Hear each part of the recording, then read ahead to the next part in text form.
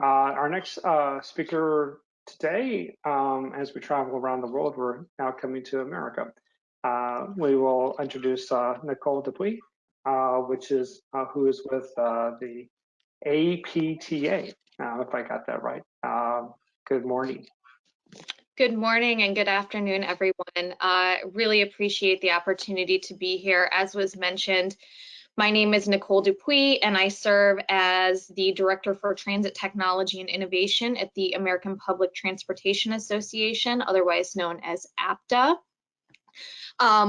In my role at APTA, I have the opportunity to work with transit agencies all around the U.S., specifically with chief innovation officers. And what we're seeing is that transit agencies in the United States are developing pilots and programs that foster really a kind of fluid and linked transportation system, trying to incorporate all modes to really deliver people to their destination in a more seamless fashion, really kind of enabling that point-to-point trip.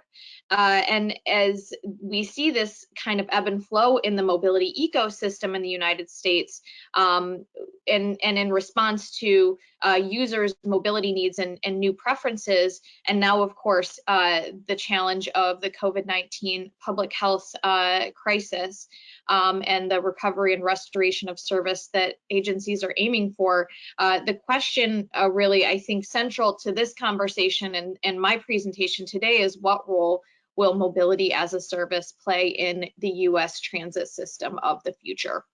Next slide, please. So I want to start by giving everyone a quick overview of APTA, the American Public Transportation Association. It's a nonprofit international association. We have more than 1,500 public and private sector member organizations. It's the only association in North America that represents all modes of public transportation, including bus, paratransit, light rail, commuter rail, subways, waterborne services, and intercity and high-speed passenger rail. So more than 90% of the people using public transportation in the United States and Canada are riding an APTA member system. So that just gives you a little context about what we are and what we do. Next slide, please. Next, I want to sort of level set this conversation by offering a definition of mobility as a service. I think you could ask 100 people and maybe get a different definition, get 101 definitions of mobility as a service. But I'm going to offer a definition of MaaS as it relates to transit, or at least how APTA thinks of MaaS. So we think of it as a type of service that through a joint digital channel enables users to plan, book, pay for multiple types of mobility services. I often think of it as emerging from some of the earlier notions or discussions about mobility management, or even the notion of the complete trip, which, those took place essentially several years ago. But really, I think MaaS kind of emerged from those conversations. The concept describes kind of a shift away from personally owned vehicles or even single mode trips toward mobility provided as a service, or in a complete trip provision.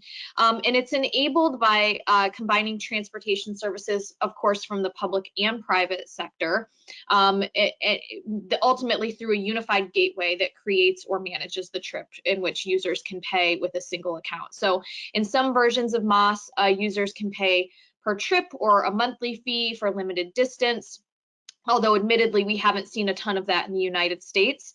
But the key concept behind MaaS is that it offers mobility solutions based on the unique needs and trip needs of users. Next slide, please.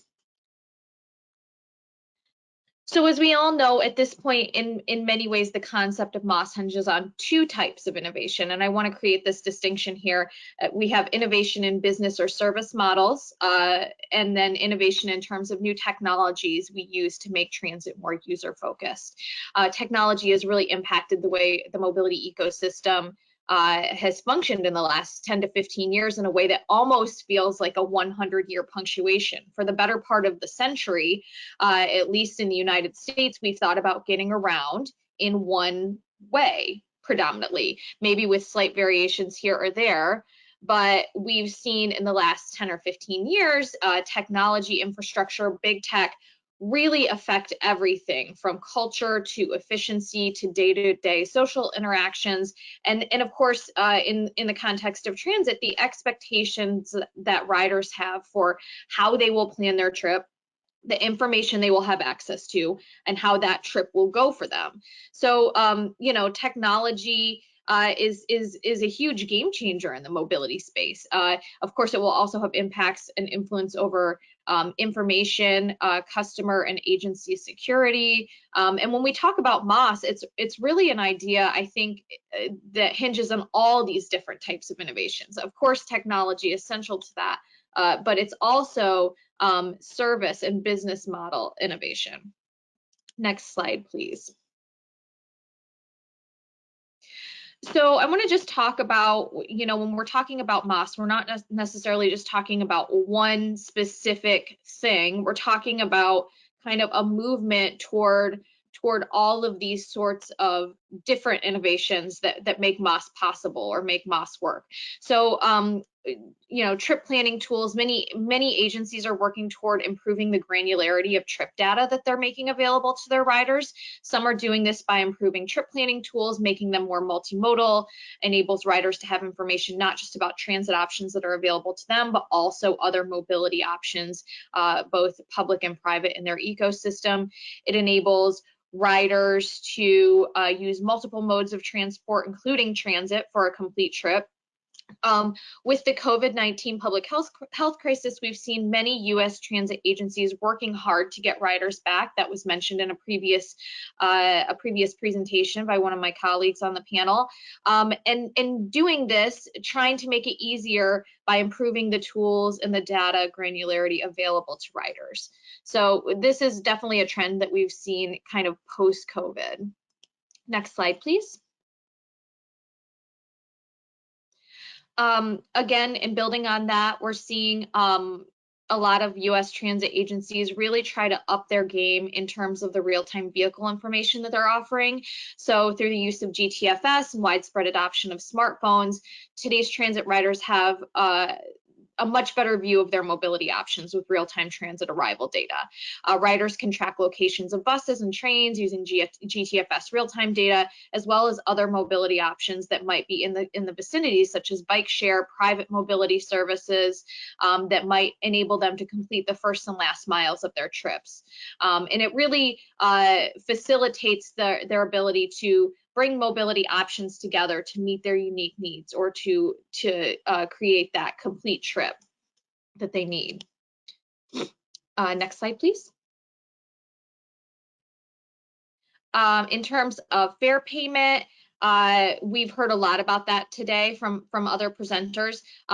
We've seen a ton of transit systems doing really upgrading their revenue collection systems and their fare media. Many systems are doing away with paper fare cards and moving to a somewhat cashless system in which the smart card is used. In many cases, one card in this case can be used on multiple systems or modes in a region. So some examples of that include WMATA in Washington, D.C., the ORCA card that's used in the Seattle area, or CTA's fare card in Chicago, in the Chicagoland area. Next slide, please. And then, of course, something else we've heard a ton about today is that so many systems are moving to open and contactless fare payment. Transportation agencies are really increasingly moving toward touchless or contactless electronic ticketing options to both reduce costs, obtain better data, offer joint fares with connecting services, reduce boarding times, and in some cases introduce incentives and rewards to ride. This really has been, to my mind, the focus du jour, especially in the context of the pandemic, when contactless payment is super important for safety reasons. I think it's important to mention that a lot of systems had already had these upgrades underway prior to the pandemic, and the pandemic in some ways sort of made them more of an important priority. So they kind of pushed these projects, this movement to open and contactless fare payment up on the list of priorities.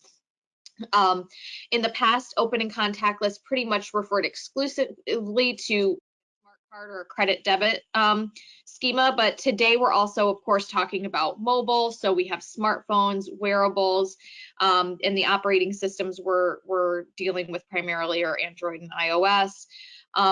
Studies have shown that riders are more likely to use mobile phones than contactless cards. So that's, I think, a trend that we should expect in the future. And then, of course, you know, there are several variations of this. You know, we could talk a little bit about Bluetooth payment flow, like gateless fare collection, remote sensors that kind of provide hands-free fare validation. Again, something we haven't seen a lot of in the US, but definitely can be counted as a forthcoming trend. Next slide, please. Mobility on demand microtransit. I just want to talk a little bit about this for a second. Many systems are starting to implement mobility on demand as part of their MaaS efforts. Transit agencies are implementing these kind of microtransit solutions that improve the riders' experience by operating small-scale on-demand public transit services that can offer fixed routes and schedules, as well as flexible routes and on-demand scheduling. So it operates like an Uber or a Lyft, but the technology companies create a digital routing and ride-hailing platform for the transit agency. You know, I think that there's kind of two sides to this coin. Part of the reason COVID has sort of prompted this is because systems have had to take a good hard look at their routes and service to determine what is underperforming and where alternatives to fixed route transit might be appropriate. This happened in suburban Detroit. Their smart bus line took a major ridership hit during the COVID crisis, and they converted some of their fixed routes to advanced reservation shuttles or kind of mobility on demand service. But I think it's important to acknowledge that also the pandemic has prompted transit agencies to use this as a solution to augment service, you know, kind of as an emergency response, because transit is so critical to so many communities, because you know, we think of it as the backbone of the mobility system. We need to make sure we are meeting people's needs during this most difficult time. So mobility on demand offers a solution there as well. And an example of that is Houston Metro. They recently debuted an app that allows riders to book trips with existing on-demand shuttles, and it's got like an Uber-like interaction. Next slide, please. Next, I want to segue into a few case studies of U.S. agencies who have implemented new fare technologies with MaaS in mind. The first one I'll talk about is LA Metro in Los Angeles, California. They have their new TAP system. One of the things they recently debuted was these TAP Flex wristbands, which this new technology allows for easier payment for customers, especially customers with disabilities. It is a one-stop central payment for transit, bike share, microtransit, fare subsidy programs, parking, electric vehicle car sharing, and more, pretty much everything in their ecosystem. They also, you know, launched a partnership with Transit app, Transit the app. They have done away with their own in-house app, and they will be working with the Transit the app to promote better multimodal trips, craft personalized service alerts, include accessibility tools for people with mobility challenges. And it really gets back to meeting that unique need for each rider and creating one portal through which all mobility needs can be met and paid for. Next slide, please. The second case I want to offer up is the Chicago Transit Authority. We have seen them receive a grant through the Mobility on Demand Sandbox program through the Federal Transit Administration to modify their existing Ventra app, which is their all-inclusive app that allows people to access mobility services in the area, so that they can access Chicago's Divvy bike share system. So The new features will allow the Ventura app users to locate Divvy bike share stations, view bike and dock availability, and seamlessly pay for Divvy passes through the app as well. So early fare integration programs such as Chicago's Venture program allow users to buy tickets for multiple area agencies using one fare card or app already. But they haven't really achieved that seamless functionality, but that is their ultimate goal, is to replicate that one gateway model. Next slide, please. And finally, I wanted to highlight Omni, which stands for One Metro New York. It's the New York MTA's new fare payment system that they're rolling out. It allows you to use your own contactless card or smart device to make fare payments and enter the transit system. And they are hoping to conclude this rollout by 2023, at which point much to the chagrin of many people, many riders, they will do away with the beloved Metro card. So after the Omni project is fully complete in 2023, MTA will say goodbye to the Metro card for good.